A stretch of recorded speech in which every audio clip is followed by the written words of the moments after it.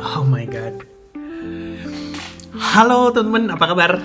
Balik lagi bersama aku di channel ini.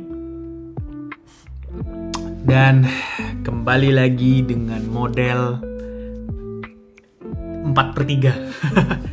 Iya 4/3 kan ini dimensinya, karena HP aku sebenarnya nggak tahu mau setupnya di mana. Cuman kalau misalnya mau setup di sini nanti dia bakal kayak terlalu pendek, terlalu di bawah, karena aku nggak buat repot. But anyway, aku sekarang lagi ada di Leipzig karena Tata lagi ada udah mau ngelanjutin S3-nya di Leipzig, dan ya aku lagi bantu transisinya. Tata lagi ngurus visa, jadi lagi banyak yang harus diurus. So yeah, congratulations. So di video kali ini aku mau ngebahas soal perubahan. Aku mau ngebahas soal perubahan. Jadi beberapa minggu, kayaknya video terakhir yang aku buat itu sekitar 2 mingguan yang lalu. Jadi minggu ini update terbesarnya adalah yaitu Tata pindah ke sini untuk melanjutin S3, terus which makes us closer karena awalnya Tata itu di Belanda, terus syukurnya dapat kesempatan untuk melanjutin PhD di Leipzig, dan aku bekerja di Berlin, jadi cukup dekat gitu. Dan perubahan tuh jadi topik utama dan pembahasan aku sama Tata dari 2 minggu kemarin lah, at least 2 minggu kemarin itu emang benar-benar hektik semuanya dipindah, semuanya kayak dari Belanda harus ship barang ke sini, terus habis itu ada beberapa misunderstanding atau misalignment in expectation mengenai visa dan segala macam. Jadi banyak perubahan yang terjadi selama 2 minggu kemarin, dan super stressful banget. Tapi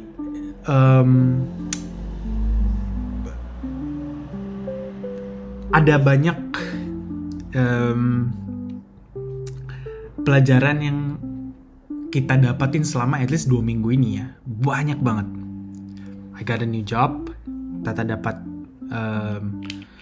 kesempatan di sini di Leipzig untuk melanjutkan S3-nya.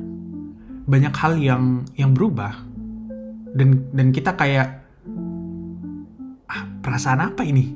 Excitement iya, tapi at the same time deg-degan, anxious untuk apa yang akan terjadi gitu di kedepannya.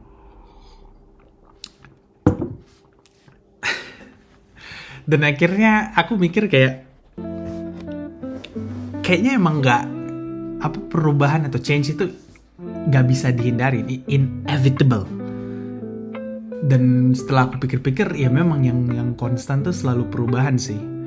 Aku ngelihat banyak yang by the way, aku sekarang lagi cukup aktif di LinkedIn, dan aku ngelihat banyak teman-teman yang switch karir mereka, atau sesuatu lagi terjadi gitu di karir mereka. Terus aku ngelihat kan, dan aku kagum sekali sama teman-teman yang sangat-sangat resilient. Mereka nggak diem aja. When change happen, itu mereka ada opportunity baru lagi nih. I think aku bisa start a bakery shop, let's say, atau lakuin suatu hal gitu. Terus oke, wow,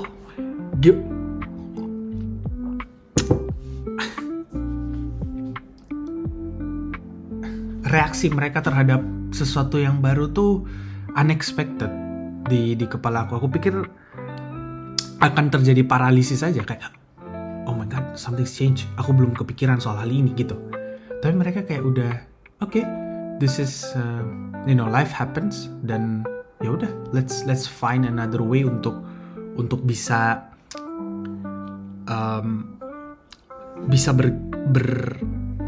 berdaya gitu kali bahasanya. Ya supaya tidak diam. Karena life happens, bumi tetap berputar, hari tetap jalan, waktu tetap jalan. Terus aku tarik lagi ke kejadian selama at least seminggu 2 minggu ini. Aku pikir-pikir kayak, berarti memang kedepannya yang konstan itu ya berubah. Aku juga makin tua, mungkin minus makin tambah, berubah kan. Rambut mungkin tiba-tiba nanti ada muncul putih-putih gitu, uban mungkin mulai muncul, gigi mungkin mulai tidak terlalu sekuat kemarin. Dan perubahan ini aku notice sekali ketika terakhir aku main futsal. Itu aku kayak, aku kenapa ini badannya ya, kok jantung aku cepat banget capeknya. Oke, ini belum ada. Jadi kita waktu itu main mini soccer 2 jam, gak ada substitute sama sekali. Dan aku kayak, kok aku baru 10 menit sprint dari belakang ke depan, ke tengah aja, sprint bawa bola maju, habis tenaganya, akhirnya kerebut lagi bolanya. Dari belakang sprint depan, habis lagi tenaganya, akhirnya kerebut lagi bolanya. Terus aku kayak, dulu kayaknya pas SMA aku gak secepat capek ini gitu. Terus akhirnya aku kayak, emang berubah sih, emang makin tua mungkin, emang tidak seprima dulu. Waktu SMA bisa gocok dari belakang sampai depan, mundur lagi belakang depan, mundur lagi depan belakang. Kemarin aku nggak kayak gitu, dan jujur aku sedih loh. Aku kayak, kenapa ya? Kok sedihnya itu satu, tidak ke dalam diri sendiri iya, kayak what is happening?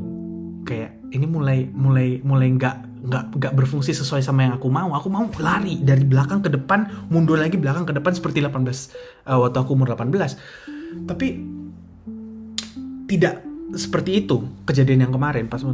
Dan yang kedua yang paling parah adalah aku ngerasa aku jadi kayak beban di dalam tim itu. Meskipun ini fun football aja ya sama teman-teman, tapi tetap aja kayak apa ya gitu. Kayak tetap aja ngerasa bersalah, ada guilt-nya bahwa aku gak bisa perform gitu kan, aku gak bisa perform seprima dan sekuat dan selincah waktu aku umur 17-18 gitu.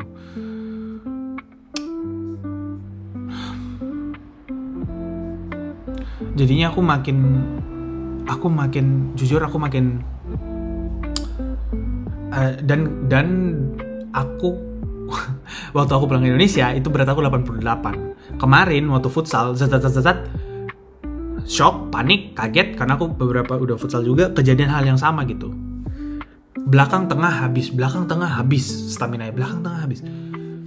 Akhirnya mulai ini banget sama kesehatan, dan aku akhirnya mulai nurunin berat badan. Dan sekarang udah berubah lagi. Berat badanku yang awalnya 88 waktu itu aku pulang ke Indonesia bulan Maret, sekarang udah bulan September, sekarang udah bulan September, dan berat badan aku turun.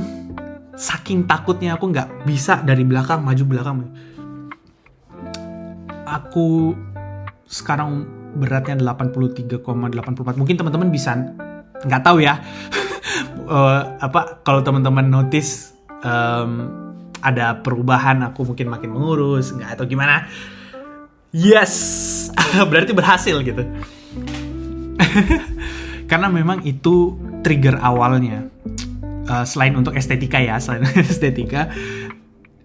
faktor utama yang ngedorong itu karena aku takut ke depannya itu aku nggak bisa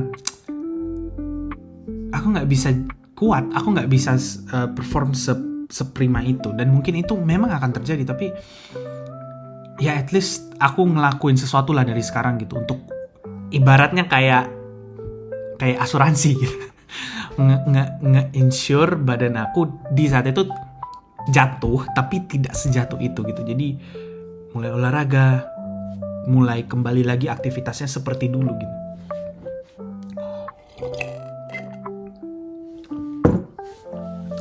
Balik lagi ngomong perubahan.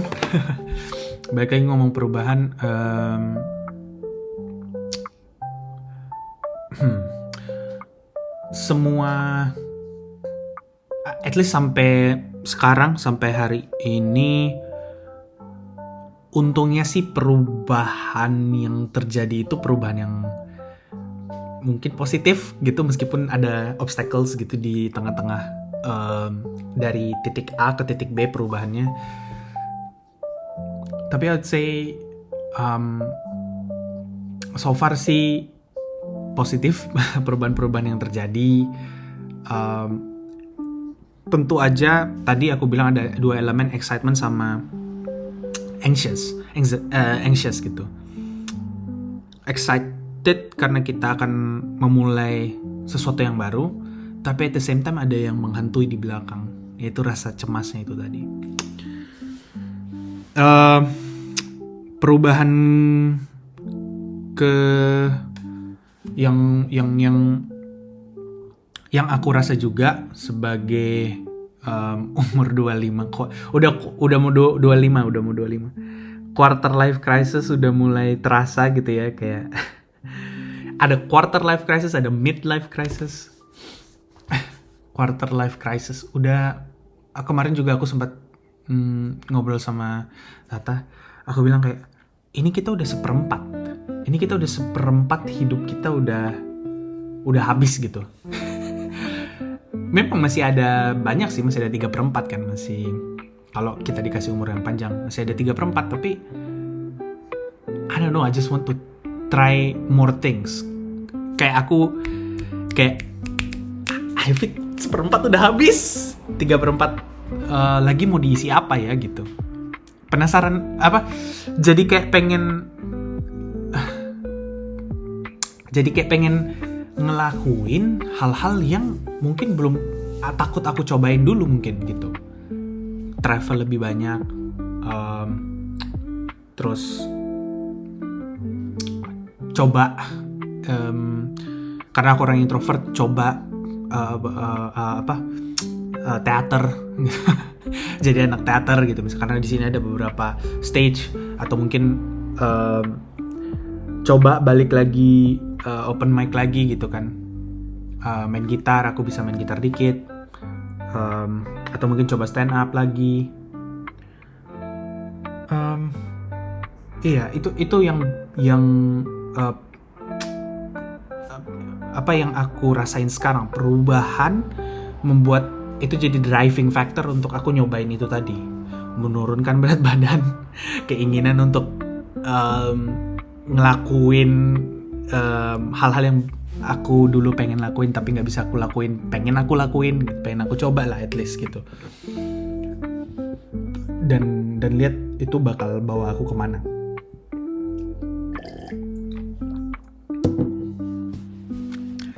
Sama seperti Sabtu Berpikir ini, itu adalah salah satu attempt aku untuk kayak apa ya, menurunkan rasa anxious itu tadi dengan kayak aku dari dulu pengen bikin konten gitu. Emang seru aja menurut aku bikin konten, documenting sesuatu gitu. Dan ya aku coba lakuin sebanyak mungkin gitu sekarang, karena aku ada mungkin ada resourcesnya, ada alat-alatnya untuk ngelakuin itu sekarang, ada waktunya untuk ngelakuin itu sekarang. Dan ya aku coba manfaatin rasa anxious itu jadi bensinnya gitu. Make sense gak ya? Jadi tadi aku bilang ada excitement, ada anxiety. Excitement, elemen excitementnya itu jadi apa ya, dia kalau di aku dia jadi apa itu kalau misalnya camping, parafin ya, apa sih, pokoknya alat buat masak. Jadi dia kayak lilin gitu dinyalain, nah ini yang jadi bahan bakarnya untuk apinya nyala terus. Nah itu excitementnya gitu. Elemen keduanya tuh anxiety-nya. Nah anxiety-nya ini bisa bisa pedang bermata dua gitu. Bisa bikin kita jatuh ke rabbit hole dan kita muter-muter terus sampai capek sendiri, and I've been there. Atau itu bisa jadiin bensin untuk kita ngelakuin sesuatu gitu, bereaksi terhadap perubahan yang nanti terjadi ke depan, uncertainty yang ke depan kita nggak tahu gitu kan, bakal ada apa nih gitu. Kita lihat berita di setiap hari berubah-ubah, kita nggak tahu apa yang akan terjadi, uncertainty yang ada ke depannya itu bikin apa ya, aku ngerasain dua elemen ini tuh makin kuat. Excited but at the same time anxious, nggak tahu, cemas. Apakah aku bakal apakah kerjaan aku sekarang mungkin bakal obsolete 5 tahun lagi atau 10 tahun lagi, I don't know.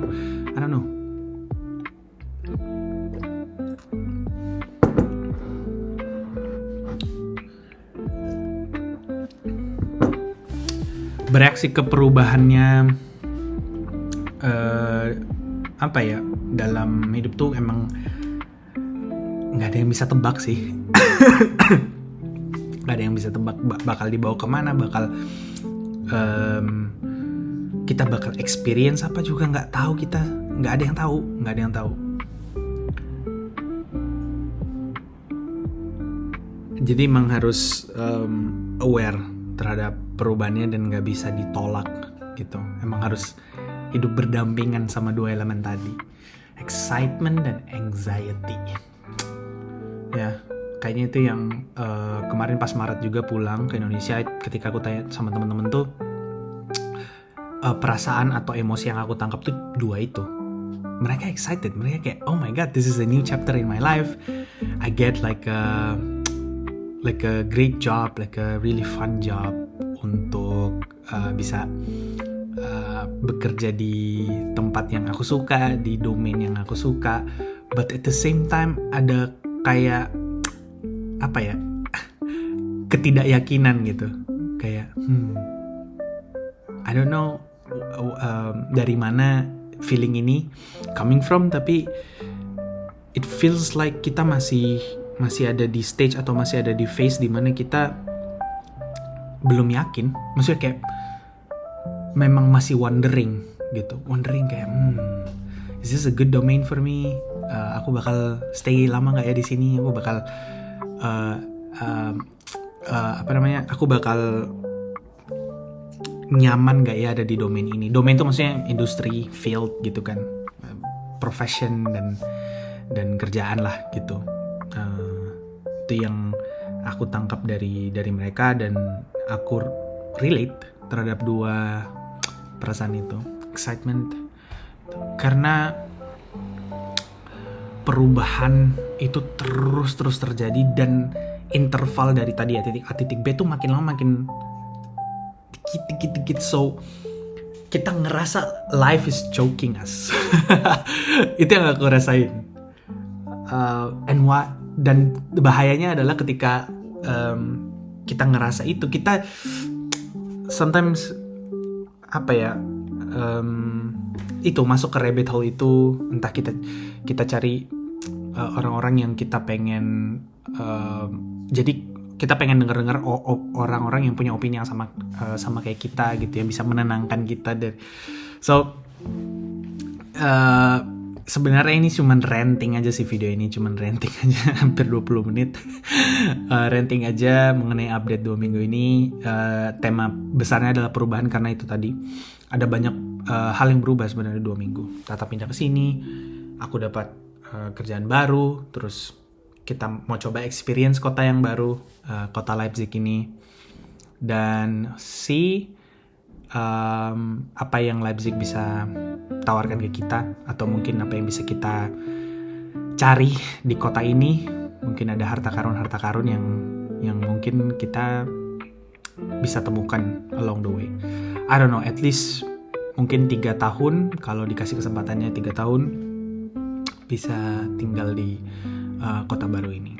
So ya, segitu aja sih teman-teman. Semoga teman-teman sehat-sehat aja. Semoga teman-teman bisa aku berharapnya sih kita bisa bareng-bareng ngelihat perubahan tuh bukan suatu ancaman gitu kali ya, tapi again like an opportunity untuk bisa apa ya, bisa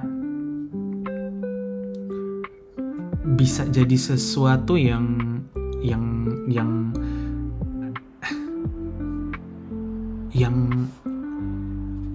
bisa jadi sesuatu yang exciting gitu sih kalau dari aku ya. Aku juga nggak tahu ya gimana cara nge-navigate perasaan anxious dan segala macamnya, tapi kalau aku tadi yang kayak gitu, jadi kayak driving motivation untuk bisa nyobain hal-hal yang mungkin belum pernah aku coba, mungkin anxiety-nya makin kurang gitu.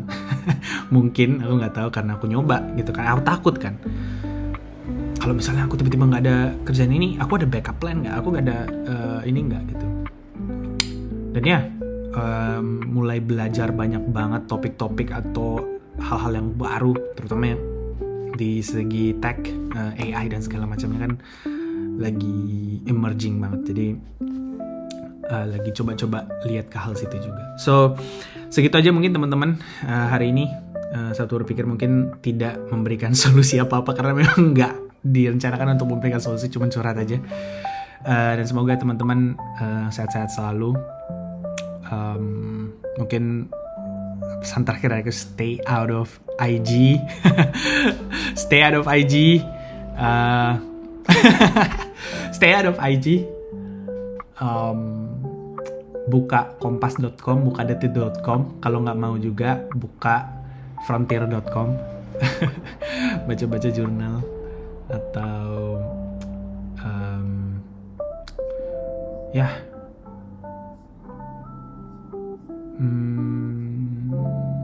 itu aja sih kalau dari aku, nggak ada lagi. Oke, see you guys, bye, sampai jumpa di episode selanjutnya, bye.